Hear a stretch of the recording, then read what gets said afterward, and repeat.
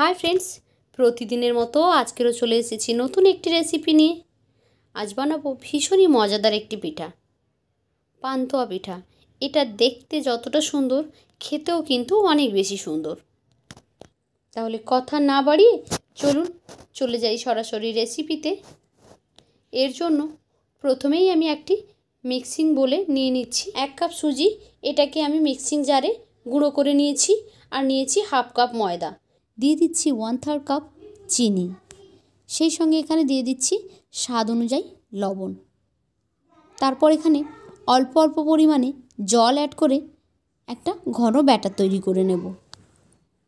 খুব বেশি পাতলা নয়, আবার খুব একেবারে ঘনও নয়, মোটামুটি মিডিয়াম করে রেখে একটা ব্যাটার বানিয়ে নেব। আমি দেখিয়ে দেব ব্যাটারের কনসিস্টেন্সিটা কেমন হবে। তো এখন অল্প অল্প জল দিয়ে এটা গুলিয়ে নিচ্ছি। বেশি জল দিলে একসঙ্গে পাতলা হয়ে যেতে পারে। ব্যাটারটা মোটামুটি একটু ঘন আছে, তো লাগলে আবারও আমি জল দিয়ে এটাকে পাতলা করে নেব। প্রথমে এটা তৈরি করে দেখব ঠিকঠাক হয় কি না। এখন এখানে নিয়ে নিয়েছি 1/3 কাপ জল।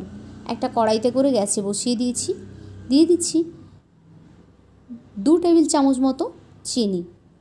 চিনির পরিমাণটা এখানে খুব কম দিয়েছি। আর দিয়ে দিচ্ছি 1 কাপ পরিমাণ গুঁড়ো দুধ। এখন এই হালকা গরম জলে এই গুঁড়ো দুধটাকে মিলিয়ে নেব। তারপর কন্টিনিউ নাড়াচাড়া করে এটা ঘন ঠিক একটা ডো মতো তৈরি করে নেব। শুধুমাত্র এখানে গুঁড়ো দুধ আর অল্প একটু চিনি দিলাম, আর কিছুই এখানে দিচ্ছি না। এখন এটা ফুট আসা পর্যন্ত অপেক্ষা করলাম। এখন এটা ফুটতে শুরু করেছে, আর খুব তাড়াতাড়ি কিন্তু এটা ঘন হয়ে যাবে। কিছুক্ষণ সময় নিয়ে এটাকে ঘন করে নিতে হবে। এটা মূলত আমাদের পাটিসাপটা পিঠার পুর তৈরি হচ্ছে। আপনারা চাইলে কিন্তু নারকেলের পুর তৈরি করেও এর মধ্যে দিতে পারেন, কিংবা সুজি দিয়েও খিরসা বানিয়ে নিতে পারেন। আমি এখানে শুধুমাত্র গুঁড়ো দুধ দিয়ে আজকে তৈরি করেছি। এটা কিন্তু খেতে ভীষণই টেস্টি হয়। এই যে এখন এটা ঘন হয়ে গেছে, বেশ ঠিক হয়ে গেছে। একটু ঘন হয়ে এলেই এটাকে কিন্তু বন্ধ করে রেখে দিতে হবে, তা না হলে অনেক বেশি শক্ত হয়ে যাবে। এই পর্যায়ে আমি গ্যাসটাকে বন্ধ করে দিচ্ছি। দেখতেই পাচ্ছেন বেশ অনেকটা ঘন হয়ে গেছে। এবারে চলে যাচ্ছি আগে থেকে তৈরি করে রাখা ব্যাটারটার কাছে। এই ব্যাটারটার থেকে কিছুটা ব্যাটার আমি আলাদা করে নিচ্ছি। যেহেতু পিঠাটা কালারফুল হবে, সেই জন্য এখানে আমি 2 ভাগে ব্যাটারটা ভাগ করে নিলাম। কিছুটা ব্যাটার তুলে নিয়ে তার মধ্যে দিয়ে দিয়েছি 2-3 ফোঁটা মতো অরেঞ্জ ফুড কালার। দেখুন মিক্স করে নিতে খুব সুন্দর একটা কালার এসে যাচ্ছে, একদম ডিপ অরেঞ্জ একটা কালার। এই যে রেডি হয়ে গেছে। এখন গ্যাসে একটি প্যান বসিয়ে দিয়েছি। প্যানটা গরম হতে দিয়ে দিয়েছি অল্প একটু সাদা তেল। তেলটাকে একটু স্প্রেড করে নিলাম। তারপর আগেই যে ব্যাটারগুলো আমরা রেডি করে রেখেছিলাম, সেখান থেকে অরেঞ্জ ব্যাটারটা আমি এখানে 1 চামচ দিয়ে দিয়েছি। একটু গোল করে নিলাম। একটু অপেক্ষা করব এটা ভালোভাবে কুক হয়ে যাওয়ার জন্য। এটা যখন একটা সাইড খুব ভালোভাবে কুক হয়ে যাবে, তখন এর মধ্যে আমরা দিয়ে দেব আগে থেকে তৈরি করে রাখা পুরটা। পুরটা দিয়ে একটা সাইড থেকে এটাকে আমি ফোল্ড করে নিচ্ছি। দেখুন কিভাবে ফোল্ড করলাম। একটা সাইড ফোল্ড করলাম, আর একটা সাইড কিন্তু একটু ফাঁকা রেখেছি।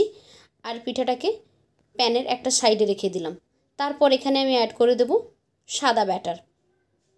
এভাবে একটা সাদা একটা অরেঞ্জ এরকম করে বারবার দিয়ে এই পিঠাটা তৈরি করে নিতে হবে। 4 থেকে 5 বার দিলেই কিন্তু হয়ে যাবে, অনেকটা মোটা হয়ে যাবে। তো সাদাটাও হয়ে গেছে, এটাকে আমি আবারও ফোল্ড করে নিচ্ছি। সাদাটা ফোল্ড করে নিয়ে তারপর এখানে আবারও আমি অরেঞ্জ কালারের ব্যাটার দিয়ে দেব। এই একই রকমভাবে পিঠাটা আমি পুরোপুরি তৈরি করে নিয়েছি। এখন পিঠাটা একটু ঠান্ডা করে নিয়ে আমি এটাকে কেটে নেব।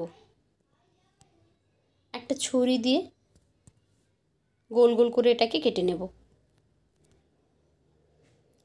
এখন পুরো পিঠাটাই আমি কেটে নিয়েছি। এই যে দেখুন, দেখতে কিন্তু অনেক সুন্দর লাগছে। এটা কালারফুল হওয়ার জন্য বাচ্চারা খুব পছন্দ করে, খেতেও কিন্তু অনেক বেশি টেস্টি। আপনারা একবার অবশ্যই বাড়িতে এভাবে ট্রাই করে দেখতে পারেন। তো কেমন লাগলো আজকের আমার এই রেসিপি? যদি ভালো লেগে থাকে তাহলে লাইক, কমেন্ট অ্যান্ড শেয়ার করবেন। আর এই রকমই নিত্য নতুন রেসিপি পেতে আমার চ্যানেলটিকে সাবস্ক্রাইব করে বেল আইকনে ক্লিক করে নোটিফিকেশান অন করে দেবেন।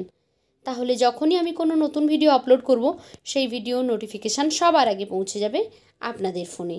তো আজকের মতো এই পর্যন্ত, ফিরে আসবো আগামীকাল নতুন আরও একটি ভিডিও নিয়ে। ততক্ষণ সবাই ভালো থাকুন, টাটা।